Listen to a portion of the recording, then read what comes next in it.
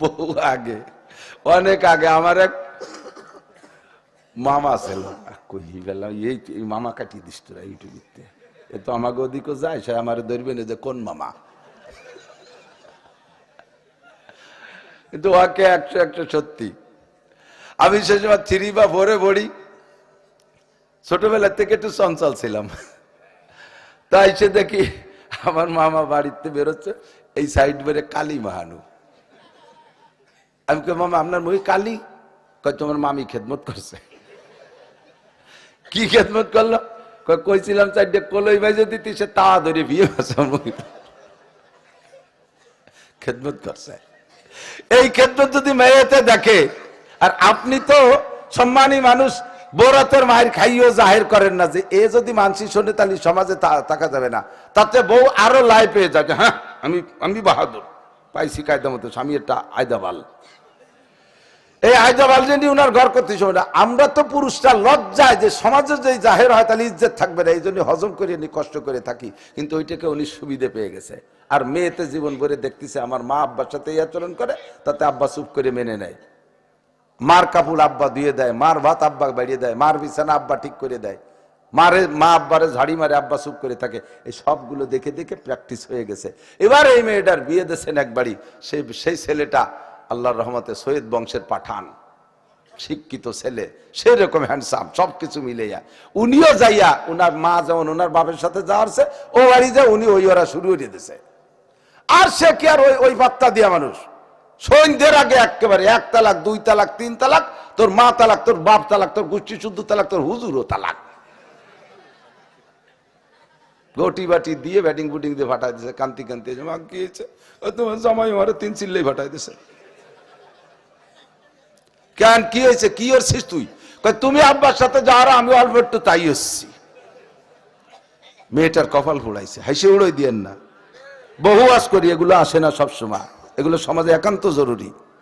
আদর্শ মুসলিম পরিবার গঠন, কতক্ষণ মায়ের থেকে মেয়েতে শিখবে, আদর্শ শিখবে। মা হলো প্রথম উস্তাদ। মানুষে বাপের বাড়ি থাকে, বাপের এলাকায় আমাদের জন্ম এবং বাপের ভিটে আমাদের জন্ম, কিন্তু ভাষার নাম মাতৃভাষা, আর বাপের বাড়ি বসবাস করি, অথচ জাগার নাম মাতৃভূমি। কি ভূমি? মাতৃভূমি বলে না পিতৃভূমি বলে? মাতৃভূমি। ভাষার নাম কি? মাতৃভাষা। বাপের এলাকায় থাকে, অথচ ভাষার নাম মাতৃভাষা। তার কারণ হলো সন্তানরা ভাষা শেখে মায়ের কাছ থেকে। আর মাতৃভূমি এর জন্য বলে, নিজের মাকে যেমন ভালোবাসবা, নিজের এলাকার ভূমিকে ওই রকম ভালোবাসবা, মায়ের মতো ভালোবাসা থাকবে ভূমির সাথে, তাই মাতৃভূমি। আর মায়ের কাছ থেকে শিক্ষা গ্রহণ করবে। মা হলো প্রথম মাদ্রাসা, মা হলো প্রাইমারি, মা হাই স্কুল, মা কলেজ, মা বিশ্ববিদ্যালয়, মা বিসিএস শিক্ষক, মা ডাক্তারি শিক্ষক, সর্বশ্রেষ্ঠ শিক্ষক হলেন আমার মা। মা আমার মুহাদ্দিস, মা আমার কারি সাহেব, মা আমার হাফেজ সাহেব। আমার ভালো করে মনে আছে, তখন আমি অক্ষর শিখি নাই, আরবিতে অক্ষর বর্ণমালা শিখে পারি নাই। রাতের বেলা আমার মা আমাকে কোলের মধ্যে শোয়াইয়া সূরা ফাতিহা থেকে নিয়ে, সূরা ফাতিহা, তারপরে নাচ থেকে নেই দিক সূরা অত্তিন পর্যন্ত আমার মা আমাকে শুয়ে শুয়ে মুখস্থ করাইছে, আয়াতুল কুরসি পড়াইছে। এখন যত ছোট ছোট দোয়াগুলো আমি ব্যবহার করি, খানা খাওয়ার দোয়া, বাথরুমে যাওয়ার দোয়া, বেরোনোর দোয়া, সব দোয়া আমার মা আমাকে শিখাইছে। কোলের মধ্যে রাইখা ঘুমানোর দোয়া, ঘুম থেকে উঠানোর দোয়া। পরে মাদ্রাসায় যায় আর এগুলো আমার পড়ে মুখস্থ করা লাগে নাই। মা হলেন আমার প্রথম শিক্ষিকা। মায়ের কাছ থেকে যা শেখা যায়, অন্য কোনো জায়গার থেকে তা শেখা যায় না। কতক্ষণ ঠিক কি ঠিক না? এজন্য মায়ের কাছ থেকে সন্তানরা শিখবে, তো মাটা আদর্শ মা হতে হবে। খাদিজাতুল কুবরা 40 দিন বিশ্ব নবীকে এভাবে খেদমত করেছেন। আর নবী নবুয়তি পেয়ে ঘরে আসার পরে এমন একটা কাজ করে দেখাইছেন, যার বুনিয়াদে নবী পাক দোয়া করেছেন, আল্লাহ পাক তার দোয়া কবুল করে জান্নাতের মধ্যে প্রথম ঘরটা বানাই দিয়েছে। সেই খেদমত দেখেছে মেয়ে ফাতেমাতুজ জাহরা রাদিয়াল্লাহু তাআলা আনহা। আমার মা আমার আব্বার সাথে কি করে, এইটা দেখেছে মেয়ে ফাতেমা। সব মেয়েরাই ভালো ছিল নবী পাকের, তবে সবচেয়ে বেশি প্রিয় কন্যা ছিলেন হুজুরের কাছে ফাতেমা নবী পাকের সব আদর্শগুলো একেবারে পুঙ্খানুপুঙ্খ ধরে রেখেছেন। মদিনায় হিজরত করে যাওয়ার পরে হাজী সাহেব যারা গিয়েছেন, তারা দেখেছেন মসজিদে আলী, মসজিদে বেলালের দিক যাইতে ওই জায়গায় দিয়ে বড় সাহাবাদের কয়েকজনের নামে ছোট ছোট মসজিদ আছে, মসজিদে আবু বকর, মসজিদে ওমর, মসজিদে আলী, মসজিদে উসমান, ছোট ছোট। এখন ভেঙে সমান করে ফেলাইছে। এখন একটা মসজিদই আছে সম্ভবত, মসজিদে ওমর আছে একটা, এটা একটু সুন্দর করে করছে। তো ওই মসজিদে আলী যে জায়গা, ওই জায়গা হযরত আলীর বাড়ি। এই চারটে মসজিদ কেন? ওনাদের বাড়ি ওই জায়গা ছিল, পরে ওনারা ওইগুলো ওনাদের ইন্তেকালের পরে ধীরে ধীরে সেই জায়গাটারে মসজিদ বানাই দেয়, ছোট ছোট পাঁচেখানা মসজিদ। হযরত আলী রাদিয়াল্লাহু তাআলা আনহুর বাড়ি সেই জায়গা এখন মসজিদে আলী, ওই জায়গা হযরত আলীর বাড়ি। মসজিদে নববীর পাশ দিয়ে বিশাল ফাঁকা জায়গা এখনো আছে, তখনও ছিল। এখন ছাতা বানাই দিয়েছে, ছাতা শাপলা ফুলের মতো ছাতা, এভাবে বন্ধ হয় আর এভাবে খুলে যায়, সুন্দর দেখতে, বড় সুন্দর। ফজরের নামাজ মসজিদে পড়েন সব সাহাবায়ে কেরাম। রাতে শুয়ে পড়ছেন ফাতেমা আর আলী। রাতের গভীর হয়ে গেছে, গভীর রাত্রে হযরত ফাতেমা হযরত আলী রাদিয়াল্লাহু তাআলা আনহু ডাক দিয়ে বলতেছেন, ইয়া ফাতেমা তু জিনি বিল মা, ফাতেমা একটু পানি পান করাও। ফাতেমার কানে আওয়াজ যাওয়ার সঙ্গে সঙ্গে ফাতেমা উঠে গেছে, যাইয়ে দৌড়ে গিয়ে পানি নিয়ে আসছেন, ব্যস্ততার সাথে পানি আনছেন। তারপরে এসে দেখে স্বামী নাক ডেকে ঘুমোচ্ছে। চিন্তায় পড়ে গেলেন, কি করব, ওটাইকে উঠায় পানি পান করাবো নাকি পানি রেখে শুয়ে পড়বো। দ্বিমুখী হয়ে গেলেন, চিন্তা করলেন যদি আমি এখন ডাইকা ঘুম ভাঙায়া পানি পান করাই, সারাদিন পরিশ্রম করা মানুষ, পরিশ্রান্ত ক্লান্ত মানুষ, তার তাজা ঘুম, কাঁচা ঘুম, এই ঘুম ভাঙায়া পানি পান করাইলে কষ্ট হবে, কাজেই থাক, ডাকা যাবে না। তাহলে কি পানি রেখে শুয়ে পড়বো? পানি রেখে যদি শুয়ে পড়ি, আবার আমার যদি কড়া ঘুম এসে যায়, সেই ঘুমের ভিতরে ডাক দিলে যদি পানি না দিতে পারি, স্বামীর কষ্ট হবে। থাক, আজকে বহু ঘুমাইছি, জীবনে অনেক ঘুমাইছি, আজকে ঘুম হবে না। পানির গিলাস হাতে করে হযরত আলীর মাথার কাছে দাঁড়িয়ে আছে। দাঁড়িয়ে থাকতে থাকতে রাতের মধ্যে আর আলী ওঠে নাই। ফজরের আজান বিলাল যখন মসজিদে নববীতে আজান দিয়েছে, হযরত আলীর কানে আজানের আওয়াজ গেলে আলী চোখ খুলে ফেলছেন। বাম পাশে হাত দিয়ে দেখে হযরত ফাতেমা নাই, চোখ খুলে দেখে মাথার কাছে একটা মহিলা দাঁড়ানো। মান আনতে, তুমি কে? কয় আনা ফাতেমা, আমি ফাতেমা। কি ব্যাপার, তুমি দাঁড়িয়ে আছো? কয় কেন, আপনি গভীর রাত্রে পানি চেয়েছিলেন, তাকে ভুলে গেছেন নাকি? আমি সেই পানি নিয়ে আসছি, এসে দেখে আপনি ঘুমিয়ে গেছেন, আর ডাকি নাই, আপনার কষ্ট হবে বিদায় পানি রেখে আমি শুয়ে পড়ি নাই, পুনরায় চাইলে দিতে দেরি হবে, আপনার কষ্ট হবে, সেই থেকে আমি পানি হাতে করে আপনার মাথার কাছে দাঁড়িয়ে আছি গো স্বামী। পানি কখন খাবেন? হযরত আলী লাফদে উইঠা বুকের সাথে জড়িয়ে ধরে বলছে, ফাতেমা, আমি যে রাতে পানি চেয়েছিলাম তা আমার তো মনেই নাই। অনেক সময় ঘুমের মধ্যে মানুষে কথা কয়, সেই কথার মতো হয়তো বলে ফেলাইছে, আর ফাতেমা পানি নিয়ে আসছে। ফাতেমাকে বলছে, ফাতেমা, তাহলে তুমি তো আজকে সারা রাত ঘুমাও না, আমার খেদমতে নিয়োজিত। তাইকা কয় না, ঘুমাই নাই। কয় তোমার কাছে করজোড় অনুরোধ, আজকে রাতের এই ঘটনাটা তোমার আব্বাজির কাছে বলবা না।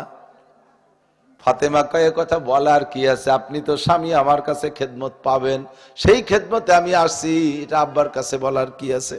বললেই বা অসুবিধে কি?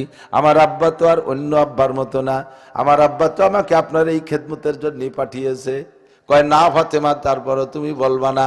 যদি বিশ্বনবী শোনে আমি তোমাকে এইভাবে সারা রাতটা ঘুমাইতে দেই নাই, তাহলে আমাকে ডেকে ধিক্কার দেবে। আলী, আমার এত কলিজার টুকরা সন্তান মেয়েটাকে তুমি স্ত্রী হিসেবে এভাবেই কি ব্যবহার করো? তুমি ঘুমাইছো, আমার মেয়েরে ঘুমাইতে দাও নাই, কষ্ট পাবে, নবী আমারে ধিক্কার দেবে। তুমি বলো ফাতেমা, বলবা না? ফাতেমা কয়, আল্লাহর কসম, আমি জীবনে কোনোদিন আব্বার কাছে বলবো না, আপনি নিশ্চিত থাকেন। এই অভয় যখন ফাতেমা দিয়েছে আলীকে, হযরত আলী সঙ্গে সঙ্গে দোয়া করছে, রব্বি জাআল ফাতেমাতি সাইয়্যিদাতা নিসাই আহলিল জান্নাহ, আল্লাহ তুমি আমার ফাতেমাকে জান্নাতি নারীদের নেত্রী বানাই দিও। মাত্র আলী একবার বলে আলী হযরত ওযু বানাইয়া মসজিদে চলে গেছে। এ ভাই, খালি গল্প শুনেন না, আপনার মেয়েদেরকে ভাবে প্রশিক্ষণ করান, প্রশিক্ষণ দেন। আল্লাহু আকবার, মেয়েদেরকে এভাবে শিখায় পাঠান, তাহলে আপনি মেয়ের বাড়ি যখন বেড়াইতে যাবেন, দেখবেন আপনি খুশিতে বুক ফুলে যাবে। আপনার মেয়েটা এলাকারে জয় করে ফেলাইছে, ভালো ভালো বড় ধরনের রান্না, এই ওই বৌমারে নিয়ে আয়, তার রান্নার তুলনায় রান্না নাই। এই মেয়েটাকে নামাজ শিখানোর জন্য এখানে একটু তালিম দেওয়ার জন্য ওই বৌমারে ডেকে নিয়ে আয়। সংসারের সবাই প্রশংসা করে।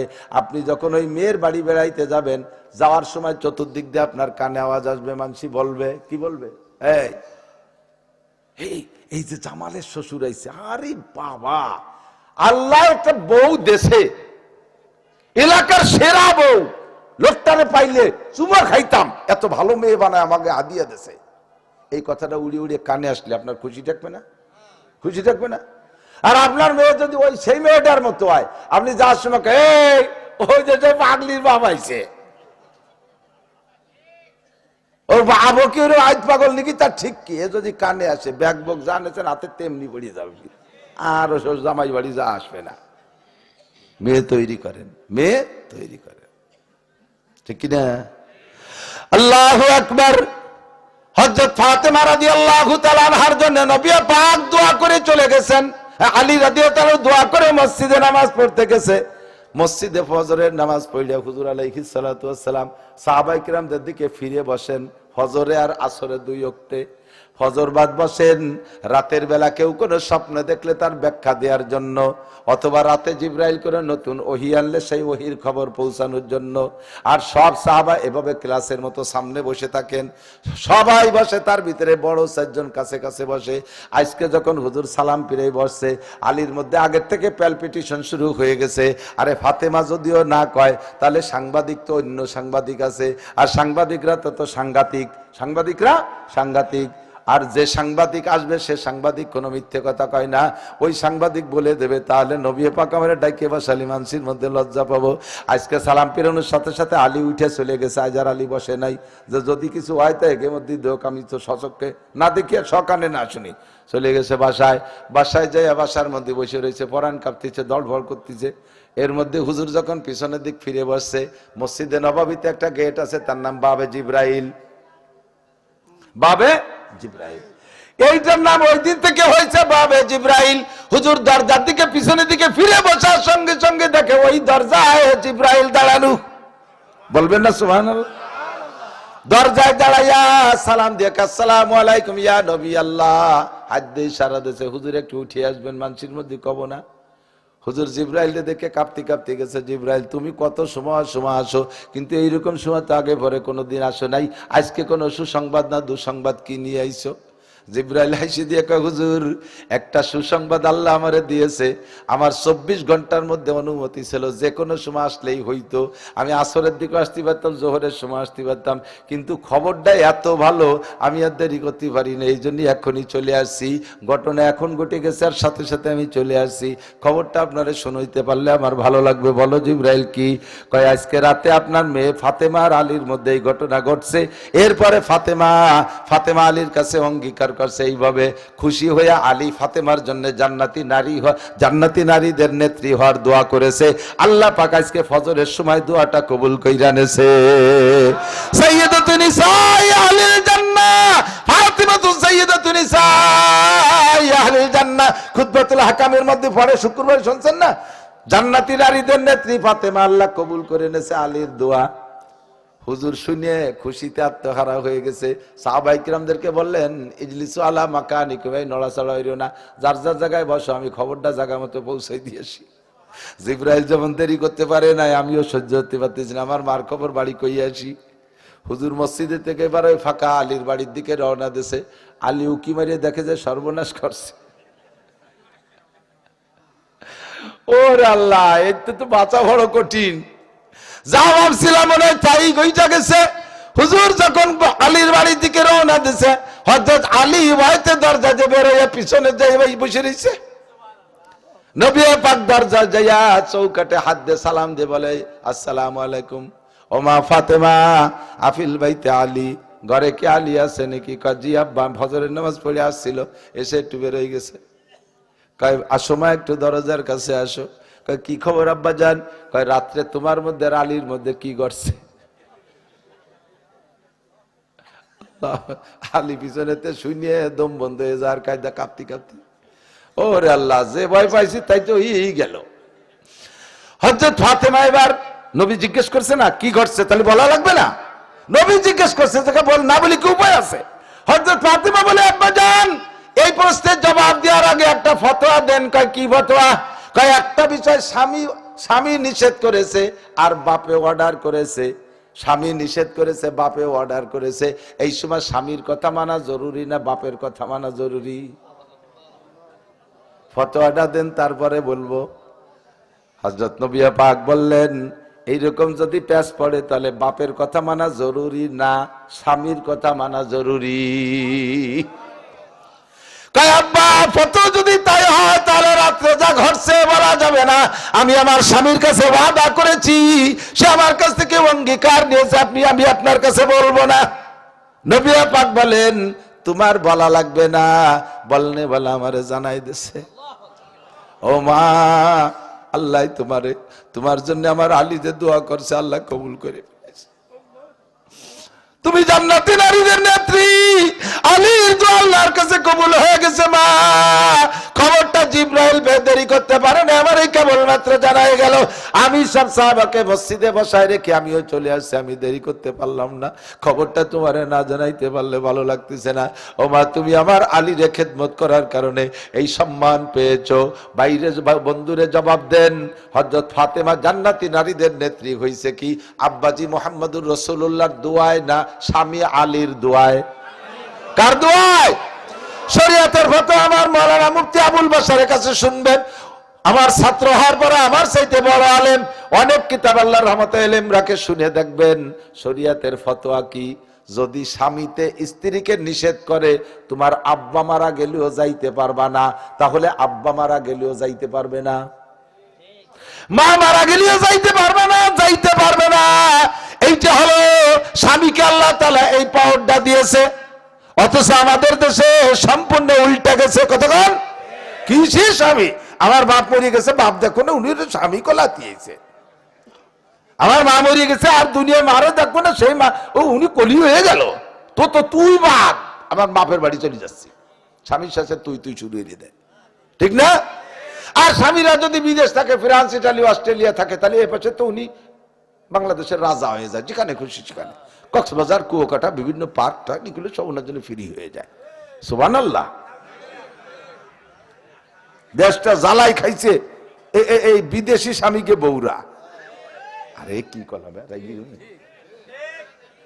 সর্বনাশ করছে রে, জন্মের ঠিক কইছি, কিছু সর্বনাশ।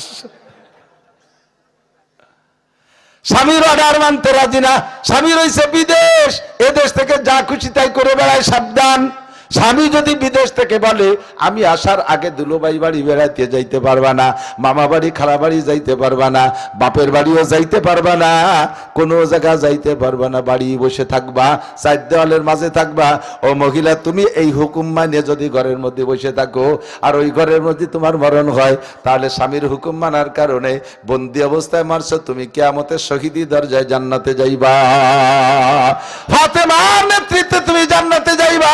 মহিলা, বলতে চাইছি স্বামীর খেদমত মায়ের কাছ থেকে শিখে আসছে বিদায় এই পরিমাণ খেদমত করেছে। কথা কান ঠিক না? আল্লাহু আকবার। মাঝে মাঝে বলি, এসে গেলে দু একটা বলা যায়, কষ্ট হচ্ছে নাকি আপনাকে? মেয়েরা শেখেন স্বামীর কি পরিমাণ খেদমত করতে, এখান থেকে তালিম নেন। আল্লাহ জান্নাতি নারীদের নেত্রী হয়েছেন বাপের দোয়ায় না স্বামীর দোয়ায়? স্বামীর দোয়ায়, ঠিক না? স্বামীর দোয়া নেওয়ার চেষ্টা করবেন। আপনারা স্বামীরা কত পাওয়ারওয়ালা চিন্তা করছেন? আপনি যদি আসুসা আপাও দোয়া স্বামীও হন, তবু আপনার বউ আপনারা এইভাবে শ্রদ্ধা করতে বাধ্য। তবে আপনারও তো নেয়ার সুপা লাগবে, হ্যাঁ? সেই স্বভাব খান লাগবে না? খ্যাটম্যাক করে ওঠেন, বাড়ি যাইয়ে খেটর মেটর ওঠেন, বোর সাথে একই স্বভাব। আমি বলি, আমি যদি কাপড় চুপড় গায়ে যে ময়লা কাপড় আছে রাত্রে যদি পরিবর্তন করে এলাকার কোন যুবকরে বলি, বাবা আমি তো ব্যস্ত মানুষ, অস করে বেড়াই, দিনই কাপড় চোর ধুতে সময় পেলে তোমার কাপড় কটা ধুয়ে দে, ও রাতারাত ধুইয়ে শুয়ে আয়রন করে দেবে। এ মানুষ আছে না নাই? যুবকরা আছে না বন্ধু? এরকম আছে না? আমি কোথাও আমার মাদ্রাসার ছাত্র কইতে আমার কাপড় চোর ধোয়াই না, আমি আমার নিজের কাপড় চোর সব আমি নিজে ধুই, এবং বাড়ির বউ বাচ্চাদের কাপড় চোপড় আমি ধুই। আমি নবীর কাছ থেকে শিক্ষা পেয়েছি। নবী আলাইহিস সালাম নিজের হাতে কাপড় সেলাই করতেন, নিজের গায়ে উকুন লাগলে পরিষ্কার করতেন, স্ত্রীদের মাথার উকুনও সাফ করে দিতেন। হুজুর লাকড়ি জোগাড় করে দিতেন, কিন্তু রুটিতে হাত দিতেন না, রুটি বানানোতে হাত দিতেন না। একবার দিয়ে অ্যাক্সিডেন্ট হয়ে গেছে রুটি বানাতে যেয়ে, পরে তার রুটি বানায় দেয় না। হযরত আয়েশা রাদিয়াল্লাহু তাআলা আনহা রুটি বানাবে বলে আটা সেনছে, তো হুজুর বলতেছে আয়েশা আমি তোমার একটু সহযোগিতা করি। তা আয়েশা বলতেছে হুজুর আপনি ই করেন, আপনি সেকেন্ড আমি বানাই দিই, না আপনি বানাই দেন আমি সেকি, আপনি বানাই দেন, আজকে বানাতে হবে তো বেলন টেলন, আজকে বানাই দেন আমি সেকি। তো হুজুর বললেন না আয়েশা তুমি বানাই দাও আমি সেকি। কয় না হুজুর ওই বানানোতে সহজ, আর সেকা গরমের দ্বারা এটা কষ্ট হবে না, আপনি বানাই দেন। হুজুর বলেন না আমি বানালে রুটি খাওয়াবে না। কয় না একটা বানান। তো হুজুর আজকে একটা রুটি এভাবে নাড়াচাড়া করে বানাই আয়েশার কাছে দেশে, সেই তারপর উপরে দিয়ে ঘন্টা খানিক ধরে জাল দেশে, সে রুটি ডিসকালারই হয় না, সেরকম কাঁচাই পড়ি রয়েছে, রুটি পাকা হয় না। তো আয়েশা বলতে হুজুর ঘটনা কি? কয় যে আয়েশা এই রুটি মুহাম্মদুর রাসূলুল্লাহর হাতের সাথে ছোঁয়া লাগছে, এটা আগুনের জন্য হারাম হয়ে গেছে, আগুনের জন্য হারাম হয়ে গেছে। যার প্রমাণ তুমি কিয়ামতে দেখবা। আমার চাচা খাজা আবু তালেব হুজুরের মোহাব্বতের চাচা না? আরে ভাই আমার এই আবু তালেব নামটা কইতে গেলে সাথে খাজা শব্দ না বললে আমার ভালো লাগে না। আমার বরিশালে হুজুর রহমাতুল্লাহ কাছ থেকে শুনতাম, হুজুর বলতেন খাজা আবু তালেব, এত দরদের সাথে মায়ের সাথে বলতেন, কেমন যেন হুজুর রাদিয়াল্লাহু আনহু বলতে পারলে এও বলেন, কিন্তু তা তো বলা যাবে না। খাজা আবু তালেব যদি কলেমা পড়তো নম্বর হতো 2, আবু তালেব হইতে 1 নাম্বার। কলেমা পড়াইতেই পারে নাই, নবী আবু জাহেলের দোকায় পড়ে গেল আবু তালেব জাহান্নামী। জাহান্নামে থাকবে আবু তালেব কিভাবে? সারা গায়ে আগুন থাকবে না, সারা গায়ে কোথাও আগুন থাকবে না, জাহান্নামের কোনো আগুন স্পর্শ গায়ের সাথে করবে না, শুধু দুইটা পায়ে দুটো আগুনের জুতা পরায় দেওয়া হবে। সাহাবায়ে কেরাম বললেন হুজুর তো জাহান্নামে থাকবে আবার আগুন গায়ে লাগবে না, পায়ে জুতো দেওয়া হবে কেন? তো হুজুর বললেন আমার চাচা জান আমাকে যেভাবে আদর করেছে, কখনো মাথায় উঠেছে, আমার গা আমার চাচার মাথায় ছোঁয়া লাগছে বিদায় আগুন মাথায় লাগবে না। আমার চাচা আমাকে পিঠে করে রাখছে, এই জন্য পিঠে আগুন লাগবে না। চাচা আমার বুকের সাথে জড়িয়ে ধরতেন, এই জন্য বুকে আগুন লাগবে না। চাচা আমার হাত দিয়ে বের দিয়ে ধরতেন, এই জন্য হাতে আগুন লাগবে না। চাচা আমার কোলের পর বসাইছে, এই জন্য হাতে রানে আগুন লাগবে না। চাচা আমাকে রাগ করেও করে দিন পা দিয়ে একটা ছোঁয়া দেয় নাই, পায়ের নিচে টুক দিয়ে একটা ছোঁয়া দেয় নাই। যদি চাচা কোনো একটা দিন রাগ করে একটা লাথি আমারে দিত, তাতেও আমার চাচার পাও আগুনের থেকে বেঁচে যাইত। আল্লাহু আকবার। রাহমাতে আলম নবী সাল্লাল্লাহু আলাইহি সাল্লামের আদর্শ আমরা সেখান থেকে শিখবো, কথা কোন ঠিক কিনা? সেই নবী নিজে হাতে স্ত্রীদের খেদমত করতেন, লাকড়ি নিজে জোগাড় করতেন, আর আপনি পুরুষ ইনকাম করছেন বিদায় এক করে ভেটু বাউনি বসে হ্যাঁ হাত পাও চিবিয়ে দাও, মাথায় তেল মাহাই দাও। আপনি দিনই কষ্ট আছেন, অবি ঠিকই বসে তামুক খাইছেনি খালি 500 মণির দান পাইছেন, মহিলা দিন ভরে সে ধান সেদ্ধ আছে শুয়েছে কত কিছু করছে, এরপরে ছেলে মেয়ে নিয়ে সংসারে কত ঝামেলা, পেটে একটা ফিটি একটা কোলে একটা কাহে একটা, বুড়ো বুড়ি শ্বশুর শাশুড়ি দুটি আগিয়ে ফেলতে রয়েছে, প্যারালাইসিসে পড়ে রয়েছে, হাঁস মুরগি গরু উঠোন লেবা লাগছে, গোবর দিয়ে তারপরে ধান সেদ্ধ লাগছে, আবার খেয়াল লাগছে একদিক, সব ওই মহিলা করছে। আপনি তো শুধু মাঠে কাজ করছেন, আর রাত্রি এসে মাথা আগে দিয়েছেন একটু তেল মাহাই দাও। এই সময় তেল ওভাবে সাথিয়ে না, যদি আপনি একটু তেল মাখাই দাও বউ কবে তো তুমি আমার মাথায় মাখাই দাও, তাহলে দেবো না, তুমি কষ্ট আছে আমি করিনি। যদি তেল নীতি হয় তাহলে সিস্টেম আছে, তেল নেওয়ার সিস্টেম হলো ছেলে মেয়েরা শোয়াই দিয়ে দুইজন যখন আলাদা রুমে যাবেন তখন আপনি নিজে এত সরিষার তেলে ছেঁচি নেবেন। তুমি সারাদিন কত কষ্ট করছো, কত কষ্ট করছো, তুমি শো আমি একটু মাথায় তেল দিয়ে দিই। এই কইলে মহিলাকে আরে কবাল আপনি আমার জাহান্নামে পাঠানোর সিদ্ধান্ত নিয়েছেন তাই না, শোন শোন শোন আমি তেল দিয়ে দিচ্ছি, অনায়াসে তেল পাবেন। এলো তেল বা সিস্টেম। আর যদি আমার মাথায় একটু তেল মাহাই দাও, তুমি আমার মাথায় মাহাই দাও, এই দুটি গুতি হচ্ছে রাত্রির ঘুম শেষ। খেদমত নেওয়ারও সিস্টেম জানতে হবে। তবে আমার মা বোনরা, স্বামী যদি ঘরে বিছানায় শোয়, আপনি যদি চুলের মধ্যে আঙ্গুল ঢুকাই দেয়া, মাথার চুলের মধ্যে আঙ্গুল ঢুকাই দেয়া পরিমাণ মতো খেদমতের নিয়তে একটা চাপ দেন, কয়টা? মাত্র একটা চাপ দেন, খেদমতের নিয়তে, প্রতিশোধের নিয়তে না। সকালবেলা আপনারা মারছে, চুলটানি উঠে ফেলাইছে, সেই শোধ দেওয়ার জন্য না। মোহাব্বতের নিয়তে চুলের মধ্যে হাত দিয়ে যদি একটা চাপ মারেন, আল্লাহর রাস্তায় 7 ভরি স্বর্ণ দান করলে যেই নাকি আল্লাহ আপনারে এক চাপে সেই নাকি দান করবে। স্বামী হাত পা মেসেজ করে দিলে এই পরিমাণ, এমনকি হাত তাল্লুক মতে পিপিয়ে মোহাব্বতের সাথে স্বামীর মুখের মধ্যে একটা কমলা লেবুর রোয়া দানা ঢুকাই দিয়েছেন, 7 ভরি স্বর্ণ দান করার সওয়াব। খালি গায়ে বসে আছে, পিঠে একটা ঘামাচি দেখা যাচ্ছে, মোহাব্বতের সাথে নখ দিয়ে ঘামাচিটা মেরে দেবেন, একেবারে 7 ভরি স্বর্ণ দান করার সওয়াব পাইবেন।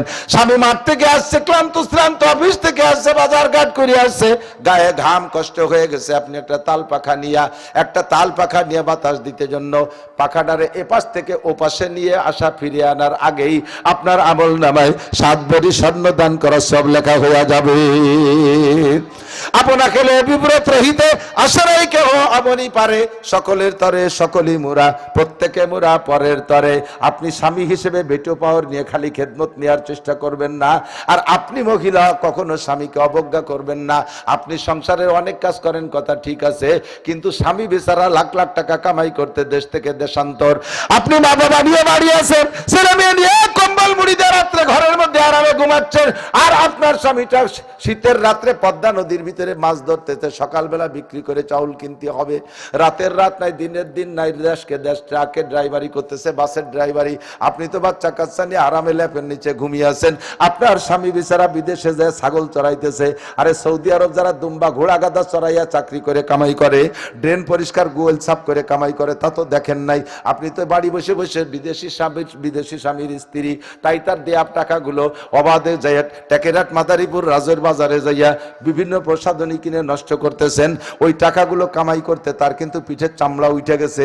আপনি যদি সেই মায়ার নজরে তাকান, জীবনে স্বামীর সাথে বেয়াদবি করতে পারবেন না, ঠিক না? এই জন্য প্রত্যেকে দিকে খেয়াল রাখতে হবে। একটা বাংলায় প্রবাদ বলে, আপনাকে বিব্রত রহিতে আসে নাই কেহ আপনি পারে, সকলের তরে সকলে মুরা, প্রত্যেকে মুরা পরের তরে।